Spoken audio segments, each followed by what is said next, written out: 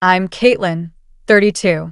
The golden glow of the Thanksgiving candles flickered, casting long shadows on the faces around the dining room table. I sat there, a glass of fine wine in my hand, the soft murmur of family conversations filling the air. Little did I know that in a matter of moments, my world would shatter into a million pieces. My mother, Margaret, a 58-year-old schoolteacher with a sharp tongue and a penchant for dramatics, stood up abruptly. Her eyes, usually warm and inviting, were cold and calculating as she scanned the room. "You know," she began, her voice carrying clearly over the soft chatter, "I've been thinking a lot about my children. And Katelyn, you've always been the black sheep of this family." The words hit me like a punch to the gut. I felt the blood drain from my face, and for a moment, the room spun around me. Around the table, relatives nodded in agreement, as if she had just voiced a long-held secret. I looked at her, my heart pounding in my chest, and a strange calm washed over me. I set my glass down on the table with a deliberate thud. "Perfect," I said, my voice steady despite the storm raging inside me. "Then stop using my money to stay afloat." The silence that followed was deafening. I watched as my mother's face went pale, her hand freezing in mid-air as she held her coffee cup. My relatives stared at me, their eyes wide with shock. I reached into my purse and pulled out my phone, the screen lighting up as I opened my banking app. As I scrolled through the transactions, memories of the past flooded back. I remembered growing up in a small, three-bedroom house on Elm Street. My older brother, Ethan, 35, was the star of the family. He was a charming, outgoing guy who played on the high school basketball team. Every Friday night, our parents would rush to the games, cheering him on with all their might. Meanwhile, I sat in my room, poring over my books, trying to finish my advanced courses. "Why can't you be more like your brother?" was a phrase I heard all too often. When Ethan brought home a mediocre report card but a story about a winning shot, our parents would throw a party. When I brought home straight A's and news of making the honor society, I got a half-hearted "that's nice, dear." In high school, I was named class valedictorian. I spent weeks writing a speech about perseverance and finding your own path. But on the night before graduation, my parents were more concerned about getting the perfect photo of Ethan walking across the stage than they were about my speech. "Just don't talk too long, Katelyn," my mother said as she adjusted Ethan's cap. "People want to get to the reception." College was no different. Ethan got a partial scholarship to the University of Michigan, and our house became a hub of activity as my parents planned for his future. They spent hours researching dorm room essentials and meal plans. When it was my turn to apply, my father sat me down and said, "Community college is a smart choice. You can get your basics done for less." I knew what he really meant. There wasn't enough money for both of us. So I enrolled at the local community college and got a job at the campus bookstore. The old cash register in the store became a symbol of my hard work. Every day, I would stand behind it, ringing up sales and studying for my classes. Mrs. Thompson, the 62-year-old manager, took me under her wing. She taught me about inventory management and accounting. "You have a talent for numbers, Katelyn," she said one afternoon as I balanced the register with ease. "You should study finance." I took her advice and transferred to a 4-year university. I worked hard, landed an internship at an investment firm, and eventually got a full-time job. But as my career took off, my family's financial situation deteriorated. My father's carpentry business started to struggle as the housing market slowed down. I began to receive tearful phone calls from my mother, asking for help with a mortgage. Without hesitation, I transferred money from my savings account. At first, it was a small amount, but over time, it became a regular occurrence. Ethan, meanwhile, was living the high life at college. His social media posts were filled with pictures of parties and football games.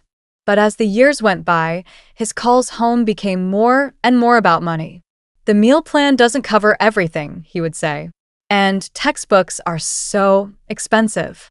When Ethan met his girlfriend, Lily, a 32-year-old hairstylist, their relationship moved quickly.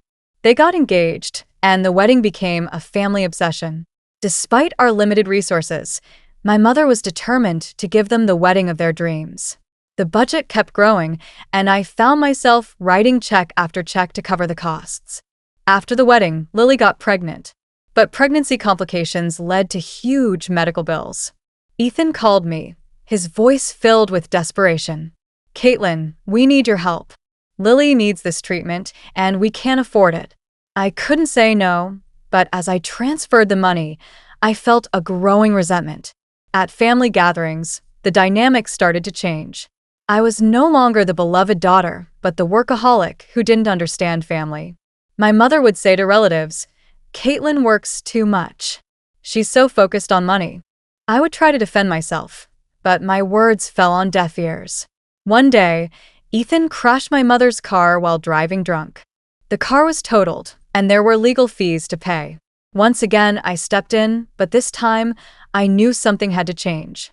Back at the Thanksgiving dinner, as I scrolled through my phone, I called out the amounts and dates of every transfer I had made. "I've contributed over $47,000 to this family in the past 4 years," I said, my voice rising with each word. While you all praised Ethan for his good heart, I was the one paying the bills.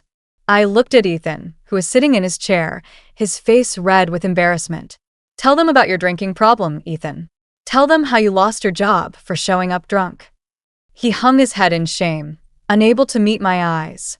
I turned to my parents, who were sitting across the table, their faces pale. "You've taken advantage of my generosity for too long. You've made me feel like an outsider in my own family. But no more. The bank of Katelyn is closed." My mother's eyes filled with tears. "Katelyn, we need you. We can't manage without you." I looked at her, my heart heavy, but my resolve firm. "Then maybe you should have thought about that before you humiliated me in front of everyone." I grabbed my coat and purse and walked towards the door. As I opened it, I turned back one last time. "I'm going to build a life surrounded by people who value me. Ethan, you need to learn to be an adult without my support." And with that, I stepped out into the cold night, the door closing behind me with a final thud. The weeks that followed were a blur. For the first time in years, my phone didn't ring with requests for money. At first, I felt a sense of emptiness, as if a part of me was missing. But as the days passed, I began to feel a new sense of freedom. My boyfriend, Ryan, a 34-year-old software engineer, was there for me every step of the way. He would hold me in his arms at night, whispering words of comfort. "You did the right thing, Katelyn," he would say. "You deserve to be happy." At work, my productivity soared. I took on new projects and received praise from my supervisor. I started to focus on my own goals and dreams, rather than sacrificing them for my family. But then, 3 months after the Thanksgiving confrontation, I received a call from my mother. Her voice was filled with despair. "Katelyn, we're going to lose the house. The bank is foreclosing, and your father is talking about bankruptcy." For a moment, I felt the old guilt wash over me. But then I remembered the pain and humiliation I had endured. "I'm sorry, Mom," I said, my voice soft but firm. "But you need to figure this out on your own." Over the next few months, my family was forced to make some tough decisions. My father swallowed his pride and took a job at a local construction company. My mother picked up extra hours at the school.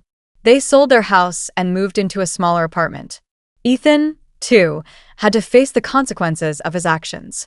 He entered a rehabilitation program for his drinking problem and found a job at a warehouse. For the first time in years, he was taking responsibility for his life. 8 months after the confrontation, my mother called me again. This time, her voice was calm and apologetic. "Katelyn, your father and I have been thinking. We realize we took advantage of you. We're sorry for the way we treated you." I listened to her words, tears streaming down my face. "Thank you, Mom," I said. "I just want us to be a real family, one that respects and supports each other." A year later, things were very different. Ryan proposed to me on a sunny afternoon in the park. As he slipped the ring on my finger, he said, "I love you for who you are, Katelyn. You're strong and independent, and I'm proud to be with you." My relationship with my family had also improved. We now had real conversations, filled with love and understanding. Ethan and I were slowly rebuilding our relationship. He had apologized for his past behavior and was working hard to make amends. Looking back on that Thanksgiving, I realized it was the turning point in my life. I had finally found the courage to stand up for myself and set boundaries. And in the process, I had learned that true belonging comes from being surrounded by people who love and appreciate you for who you are, not what you can give them. The black sheep label that once hurt me so much had become a symbol of my strength and independence. I was exactly where I belonged,